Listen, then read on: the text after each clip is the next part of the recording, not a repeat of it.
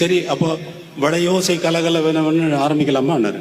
வளையோசை கலகலகலவன கவிதைகள் பிடிக்குது கொடு கொடுதென்றல் காற்று. ஃபர்ஸ்ட் பேக்ரவுண்ட்ல வந்து ஃப்ளூட் கொடுத்துருக்கேன்.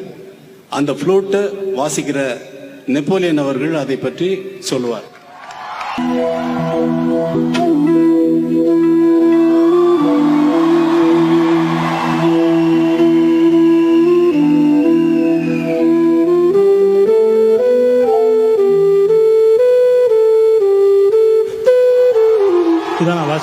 அப்படி அவர் வாச்சாரு.